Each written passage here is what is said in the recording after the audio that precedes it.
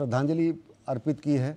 रक्षा मंत्री राजनाथ सिंह ने इससे पहले ट्वीट करते हुए उन्हें बेहद सफल व्यवसायी के साथ साथ प्रधानमंत्री नरेंद्र मोदी का ट्वीट आया है। प्रधानमंत्री नरेंद्र मोदी ने ट्वीट करते हुए कहा है, Shri Ratan Tata ji was a visionary business leader, a compassionate soul and the extraordinary human being. He provided stable leadership to one of the India's oldest and most prestigious business houses. At the same time, his contribution went far beyond the boardroom. He endeared himself into several people thanks to his humility, kindness and unwavering commitment to the making our society better. प्रधानमंत्री नरेंद्र मोदी ने tweet करते हुए कहा कि एक बेहद दूरदर्शी व्यावसायिक नेता के रूप में, एक बेहद संवेदनशील आत्मा के रूप में और उससे भी बड़ी बात एक असाधारण व्यक्तित्व के रूप में रतन टाटा जी हैं। उन्हें इसी रूप में याद किया जाएगा। उन्होंने एक देश के सबसे प्रतिष्ठित और सबसे पुराने व्यावसायिक घराने को उन्होंने सशक्त और अस्थायी नेतृत्व प्रदान किया। साथ ही साथ उन्होंने अपने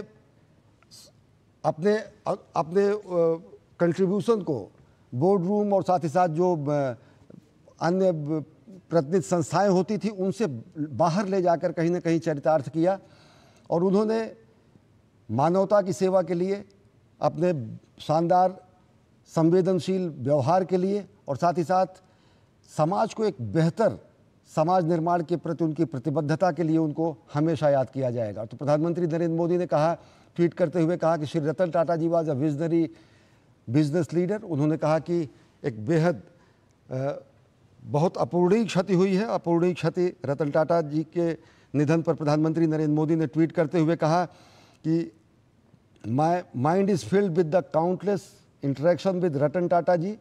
आई would met him frequently in the Gujarat when I was CM.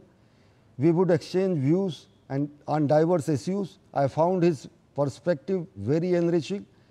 These interactions continued when I came to Delhi, extremely pained by his passing away. My thoughts are with his family, friends and admirers in this sad hour.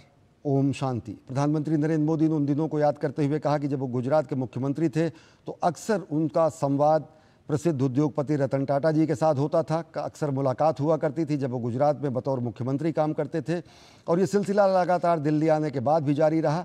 अनेक ऐसे विषयों पर उनसे बातचीत होती थी और साथ ही साथ उनके दृष्टिकोण से कहीं ना कहीं एक एनरिचमेंट मिलता था। उनका जो दृष्टिकोण था वो हमेशा लोगों को प्रेरित करने वाला होता था और ये हमारा बातचीत और संवाद का सिलसिला लगातार जारी रहा दिल्ली आने के बाद भी। मुझे अतिशय दुख है, मैं व्यथित हूँ, दुखी हूँ और मेरी भावनाएं उनके परिवार के साथ, मेरी संवेदनाएं परिवार के साथ, मित्रों के साथ और उनके प्रशंसकों के साथ है। ओम शांति। प्रधानमंत्री नरेंद्र मोदी ने ट्वीट करते हुए कहा है।